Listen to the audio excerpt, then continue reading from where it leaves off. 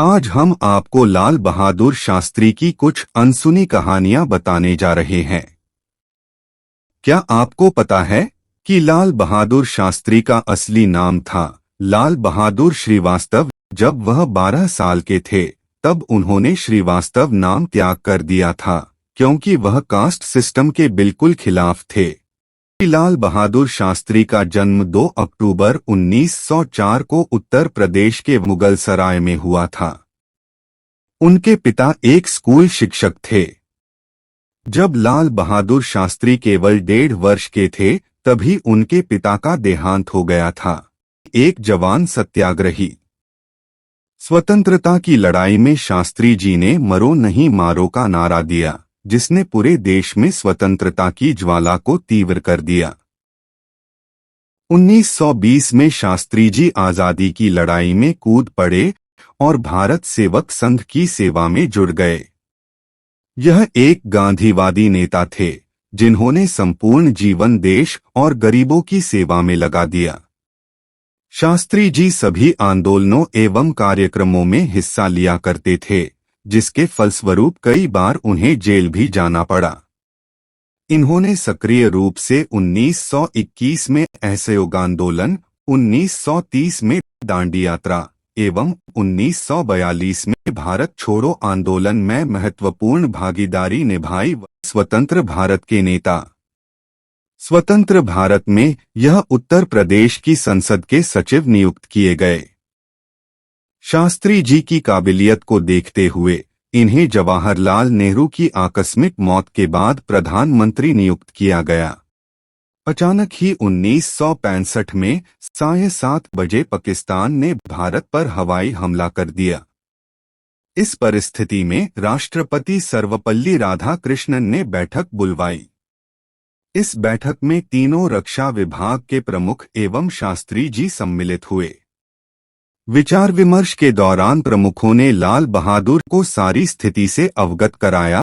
इस तरह भारत पाक युद्ध के दौरान विकट परिस्थितियों में शास्त्री जी ने सराहनीय नेतृत्व किया और जय जवान जय किसान का नारा दिया, जिससे देश में एकता आई और भारत ने पाक को हरा दिया, जिसकी कल्पना पाकिस्तान ने नहीं की थी।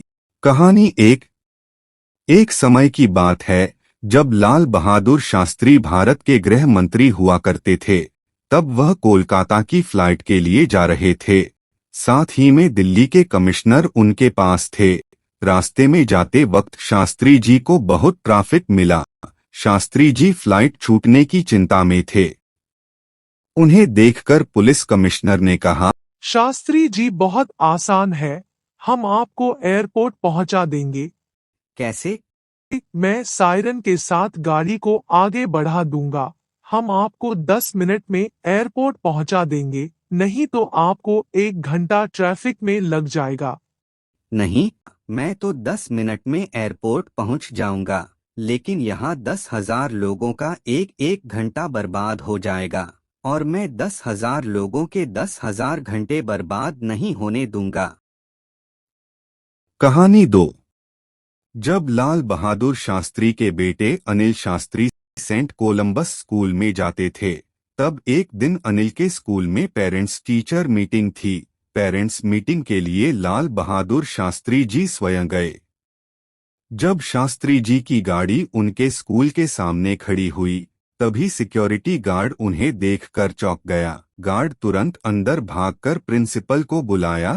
सभी प्रधानमंत्री लाल बहादुर शास्त्री के स्वागत में खड़े हुए। आप यहाँ पर आराम से बैठिए, टीचर आपके लिए रिपोर्ट कार्ड लेकर आ रहे हैं। मैं स्वयं ही पैदल चलकर अपने बेटे की क्लास में जाऊंगा। जब वे अपने बेटे की क्लास के सामने पहुंचे तो वहां पर अन्य बच्चों के माता पिता लाइन लगाकर खड़े थे। शास्त्री जी भी लाइन के पीछे लग गए और 1 घंटे तक अपनी बारी का इंतजार किया। जब शास्त्री जी ने अपने बेटे का रिपोर्ट कार्ड लिया और वे जब लौट रहे थे, तब प्रिंसिपल कहते हैं, शास्त्री जी आप हमारे देश के प्रधानमंत्री हैं, तो आपने लाइन में लगकर अपना 1 घंटे का समय बर्बाद क्यों किया? प्रिंसिपल सर, मैं यह इसलिए कर रहा हूँ ताकि मैं अपने बच्चों को घमंड न आने दूं और उनको अच्छी सी दे सकूं। अंत में हम आशा करते हैं कि आपको लाल बहादुर शास्त्री की कहानी से कुछ सीख मिली हो। धन्यवाद।